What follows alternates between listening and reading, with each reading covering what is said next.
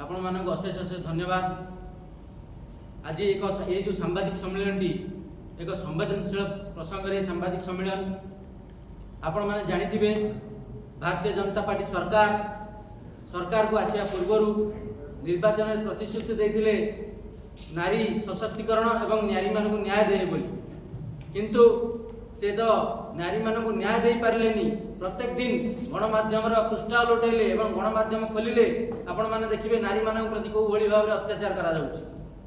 अत्याचार एते बढ़ी जाइछि जे जने जनप्रतिनिधि केन्द्रापड़ा जिल्लार महाकालपड़ा निर्वाचन मंडलीर जने जनप्रतिनिधि जे सरपंच अछंती तांको ऊपर को भली भाव रे अमानुषिक भाव रे तांको व्यवहार करा गला एवं तांको जो भली भाव रे तांको सहित कार्यानुष्ठान नियायछि एवं तांको ऊपर जो भली भाव रे दफा लगा जाय तांको जेल हाजत पठा जायतिला। परवर्ती मुहूर्त रे से आसी मेडिकल रे अछंती। आमे सरकार पाखे दाबी रखिया को चाहूछु तुरंत सेठिकार जे एसपी अछंती केन्द्रापड़ा जिल्लार एवं महाकालपड़ार आईआईसी जे अछंती तांको तुरंत तांको ऊपर कार्यानुष्ठान राज्य सरकार ग्रहण करंतु। एही परिप्रेक्षी ओडिशा युवा कांग्रेस पक्षरु कोन कार्यानुष्ठान ग्रहण करा जिवो यार सविशेष तथ्य ओडिशा प्रदेश युवा कांग्रेस सभापति बड़ भाई रंजित पात्र आपण पाखरे उपस्थापन रखिबे। बड़ भाई रंजित पात्र महोदय।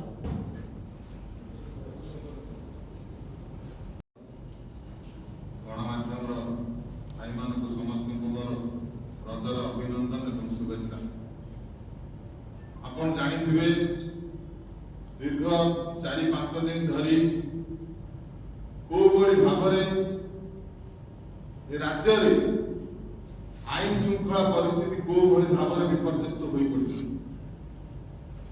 खाली केन्द्रापड़ा जिल्ला रे नुहे आपण देखिथिबे मयूरभंज रे बालेश्वर रे जाजपुर रे विभिन्न जिल्ला रे को बड़ी भावरे ए सरकार डबल इंजिन सरकार आसिला परे को बड़ी भावरे आईन श्रृंखला परिस्थिति होई पड़ी। आपण देखिथिबे ए सरकार रे महिला मानक सुरक्षा दे नारी शक्ति नारी ऊपर सशक्तिकरण रे बेसी गुरुत्व दउछथि कोठी।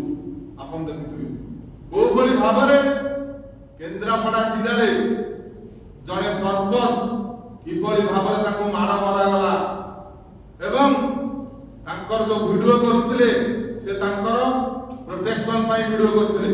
आपण देखिथिबे को बड़ी भावरे एपर्यंत से जो एफआईआर दैछंती वीडियो एवं से जो आईआईसी तांको विरुद्ध रे एपर्यंत कार्यानुष्ठान ग्रहण करा एवं मुख्यमंत्री एपर्यंत कोन पई चुप करछंती।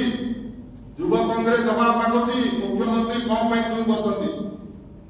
तुरंत मुख्यमंत्री प्रेस रिलीज कहंतु कोन पई एथि आईन श्रृंखला परिस्थिति एमिति होई पड़िछि एवं मुख्यमंत्री एवं बीजेपी दलर जो नारी माने बहुत कपत आज तो जणे हेले देखा नांती।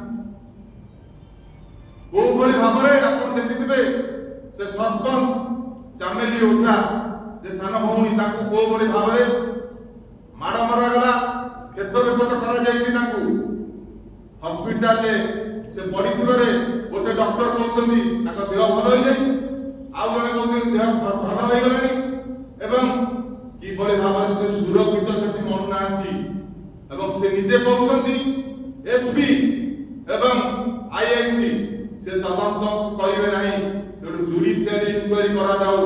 आमे मध्य दाबी करूछु युवा कांग्रेस पक्षरु तुरंत जुडिशियल इनक्वायरी करा जाऊ एवं एसपी आपण देखिथुवे विगत दिन रे कलेक्टर ऑफिस भितरे केन्द्रापड़ा जिल्ला रे आपण देखिथुवे कलेक्टर ऑफिस भितरे जने युवक सुइसाइड करथिले एवं सेही मध्ये एही मासक भितरे आपण देखिथुवे गोटे बाडी गोटे युवक को मध्ये मारा जायतिला।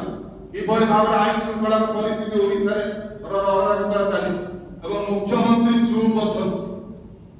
मुख्यमंत्री की चेते दबा को चाहू युवा कांग्रेस 24 घंटा टाइम देला जदि ता भितरे एसपी की कार्यानुष्ठान न करा जाए एवं आईआईसी को विरुद्ध रे जो बड़ी भाव रे कार्यानुष्ठान ग्रहण न करा जाए तुरंत तांको सस्पेंड करंतु एवं जो माने से जो वीडियो ତାଙ୍କୁ ମଧ୍ୟ ତୁରନ୍ତ ସସ୍ପେଣ୍ଡ କରନ୍ତୁ। ନ କରନ୍ତି ଆଗାମୀ 24 ଘଣ୍ଟା ଭିତରେ ନ କରନ୍ତି ଜିଲ୍ଲାପାଳ ଅଫିସ ଘେରାଉ କରିବ ଯୁବ କଂଗ୍ରେସ କେନ୍ଦ୍ରାପଡ଼ା ଜିଲ୍ଲାରେ ଏବଂ ଯଦି ନ ମାନନ୍ତି ଆଗାମୀ ଦିନରେ ଓଡ଼ିଶାର ମୁଖ୍ୟମନ୍ତ୍ରୀଙ୍କ ବାସଭବନ ମଧ୍ୟ ଘେରାଉ କରାଯିବ ଆଗାମୀ ଦିନରେ। ଧନ୍ୟବାଦ। राज्य युवा कांग्रेस सभापति जहाँ निर्देश देइचंती 24 घंटा मध्य जदि मुख्यमंत्री जो भौणी चमेली ओझा ताको दफा लगी विरुद्ध रे तुरंत ताको प्रत्याहार करा जाऊ। यदि प्रत्याहार न करा जाए आगामी 24 घंटा भितर जिलापाल ऑफिस घेराव करा जाऊ।